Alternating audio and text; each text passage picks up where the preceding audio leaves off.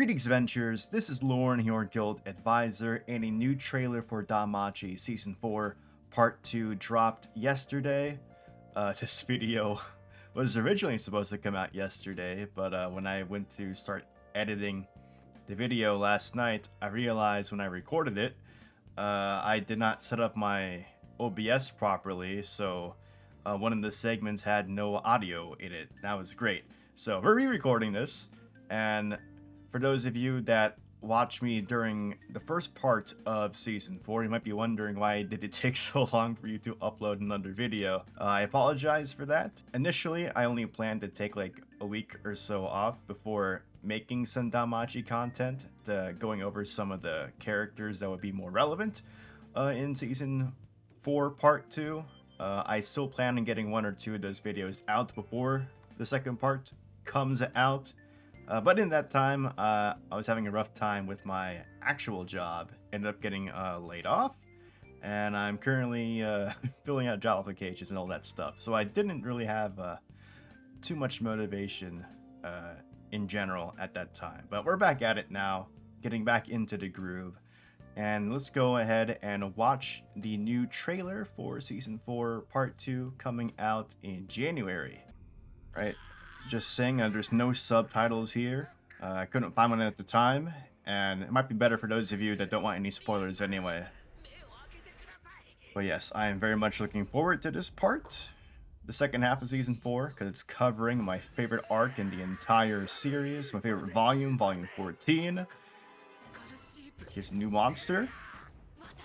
And they're like absolutely nailing the tone, like the color palette obviously reflects the 437 and how it's like more muted colors, not as vibrant. Absolutely nailing that.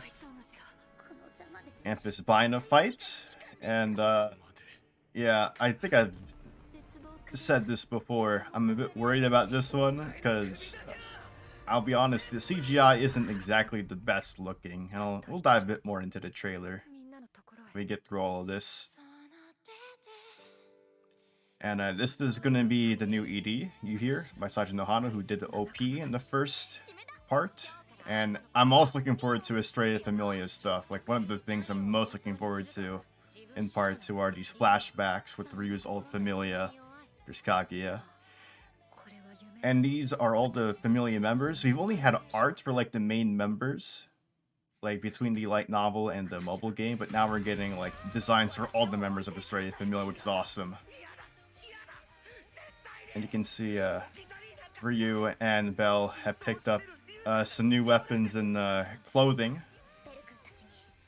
It's Astrea. Anya, what's Anya doing there?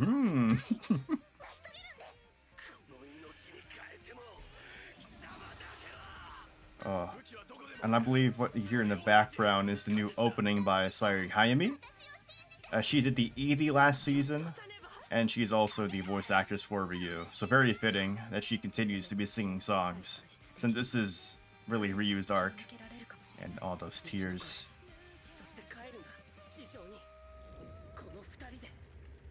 Part 2, baby. I think it's, what's it called, like, DanMachi Fugasho Yakusai Hen? So, Deep Forest Chapter, Disaster, or Calamity Arc. We're gonna fly through some stuff here. I'm not gonna dive too deep into this because obviously I already know what's going to happen. This is not a speculation channel. As like a anime only person, I've read the source material, the light novel, so any speculation that I do is not true speculation. It's like, oh, Belle, I wonder what this is. Like, yeah, I know what that is. So yeah. So Belle called these Skull Sheep. That's a new monster. I'm not gonna, again, not spoiling anything that's not already being shown. Oh man. Oh, yo.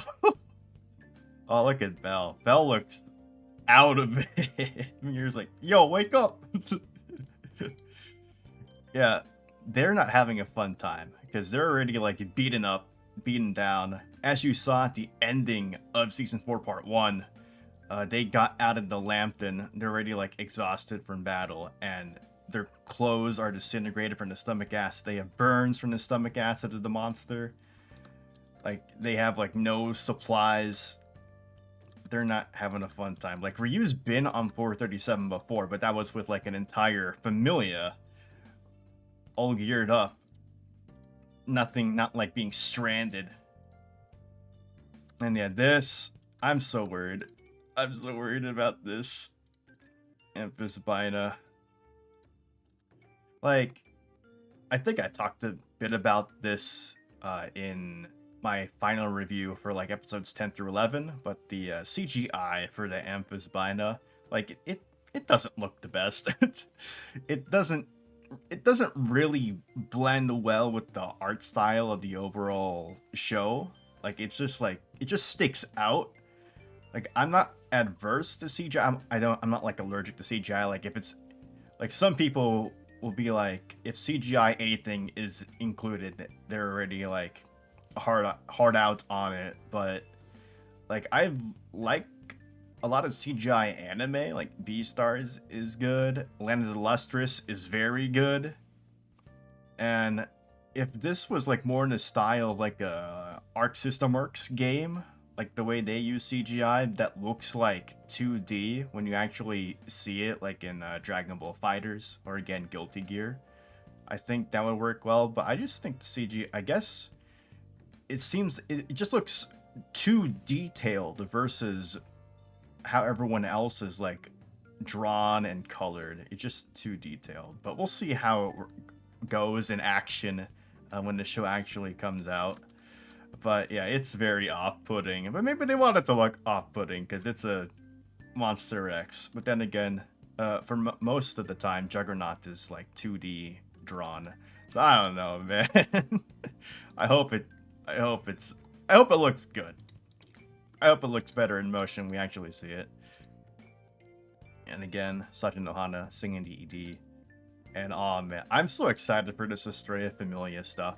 Like, I hope they include some original material that's like obviously supervised by the author, Omori Sensei. Like, he's been way more heavily involved in the anime this time compared to like seasons 1 through 3. Like, he's way more involved, and I don't blame him because I have opinions about season 2 and 3. And if you like read the afterword of volume 14, which this will cover, he said like he like stressed real hard about this volume in particular. He rewrote like a lot of scenes again and again and again, trying to get it right. So I imagine if you worked really, really hard on something, you would want that adaptation of it to be done well as well. So that's why he's a bit more involved than before. Yeah, I'm excited. Like, the flashback segments, and it's not a spoiler to say that there are going to be flashbacks to Astrea Familia. You see this in the trailer. They're not too long in the light novel, so I hope they extend them a bit, or possibly draw from Astrea Record. And Astrea Record, which I've explained before, is a story from the DanMemo, the DanMachi mobile game, and it's about Astrea Familia, where a lot of the story is focused around Astrea Familia, what happened in the past. It's not about when their Familia actually got destroyed or massacred. It's 3 years before that event, and it showcases one of the like feuds against Evilus in that event story, written by Fujino Mori Sensei. And that event story also got a light novel adaptation into 3 volumes, and that just finished releasing yesterday in Japan.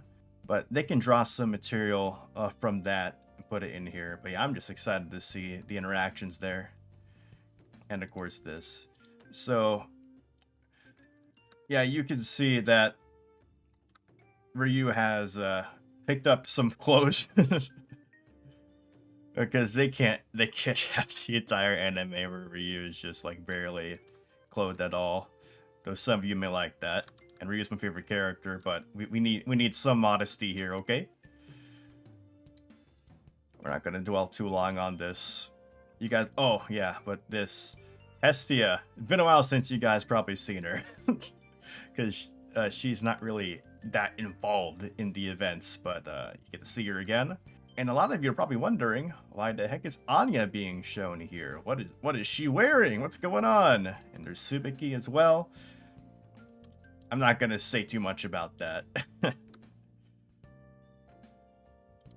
and yes, Wealth is gonna have a very awesome part. And I've said this before, but the anime has previously skipped like backstory and motivations in basically season 2. And I really hope they do some type of flashback and give some backstory to Wealth, because a lot of the stuff he's doing here is not going to make much sense, or it's not going to feel as impactful without that backstory. So I hope they go over that. They have the episode count to do it, because like before, seasons 2 and 3, I've said were like kind of rushed for the amount of content they were adapting, because they only had 12 episodes each for those seasons. And season 4 does not have that problem, and I think purposely so, because they only adapted 2 volumes for the first part of season 4, volumes 12 and 13, with that 11 episodes. They have plenty of time to cover like the content without skipping much. And it's the same thing here with part 2 of season 4, because volume 14, my favorite volume, and what all this is leading up to, that's as long as volumes 12 and 13 combined. So if they really wanted to, they could make this second part all volume 14, though it would not surprise me if they got a little bit into volume 15, and maybe volume 15 like serves as an epilogue that's maybe 2 episodes, maybe even an episode and a half. And I'm okay with them skipping the majority of volume 15, because a lot of volume 15 is like short stories that take place like way in the past, so it's not as important to know about those when it comes to the present day story, which is a very different thing from how volume 8 was handled, because a lot of the stories in volume 8 that were skipped were present day stories, so it's very different.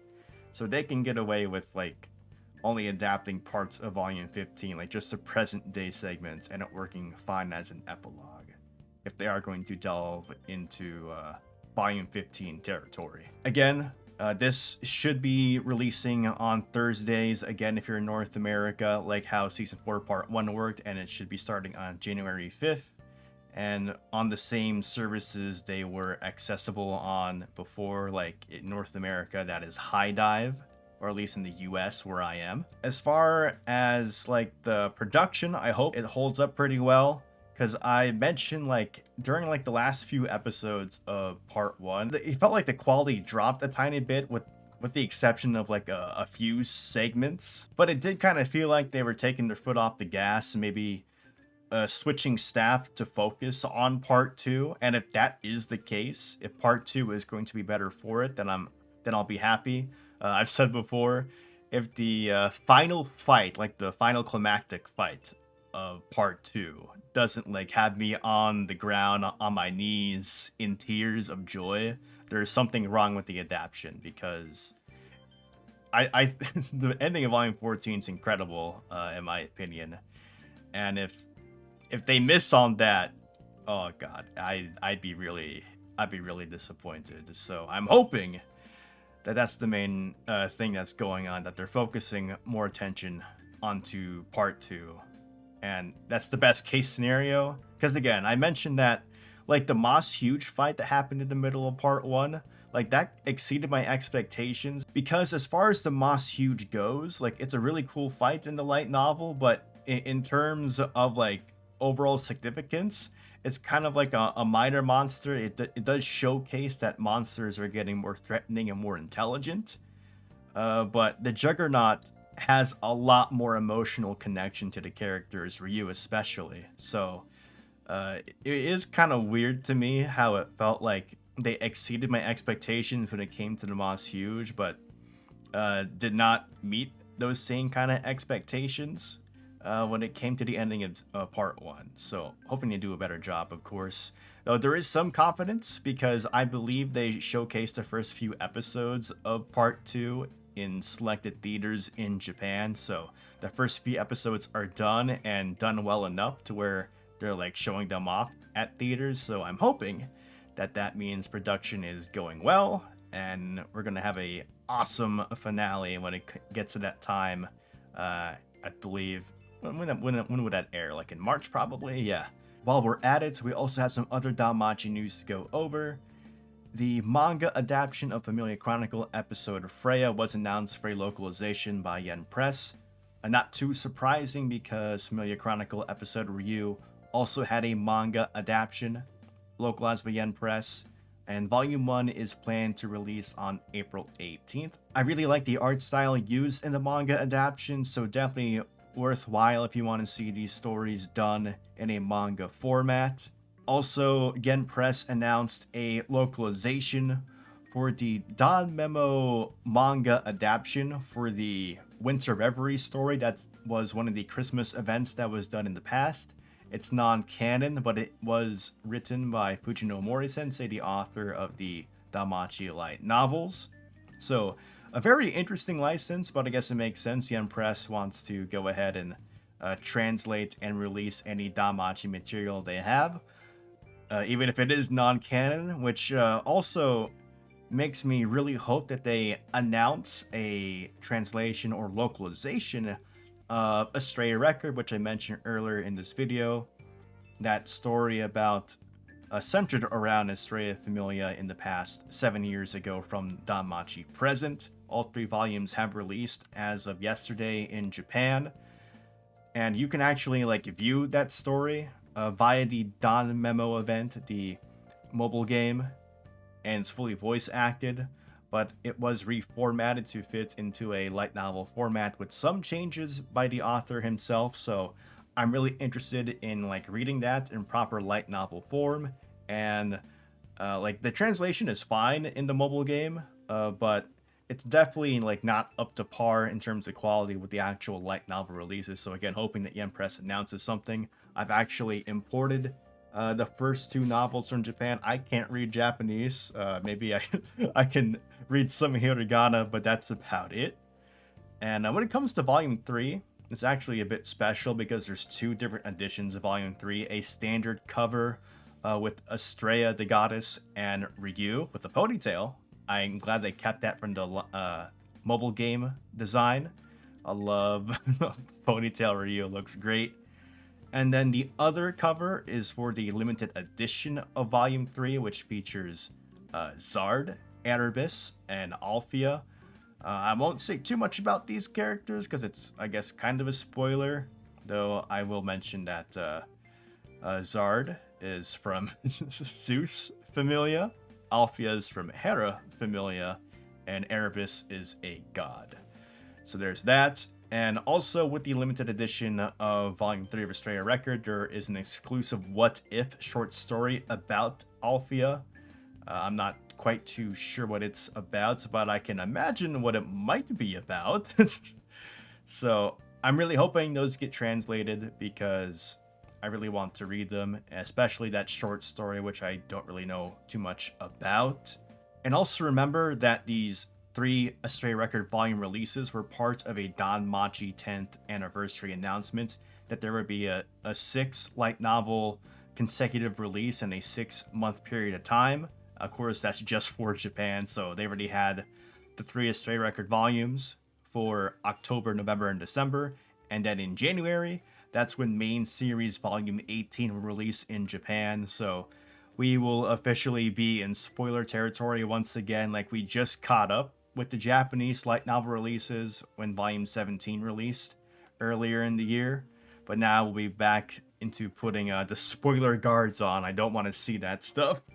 And then, of course, after January, in February and March, we'll get Sword Oratoria Volume 13 and Volume 14 releases in Japan. So we're going to quickly dive into a spot where there'll be spoilers like rampant everywhere. So I'm really hoping the Yen Press picks up the pace and announces some translations and dates. As far as future videos go, again, I apologize for not really uploading that much, but I'll be getting back into the groove.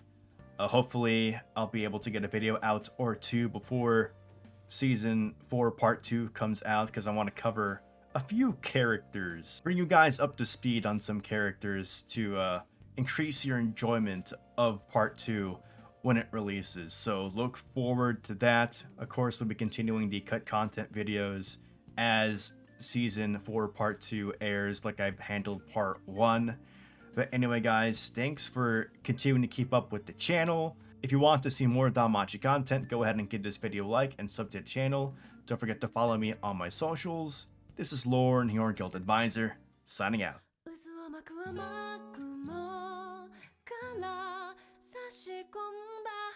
もう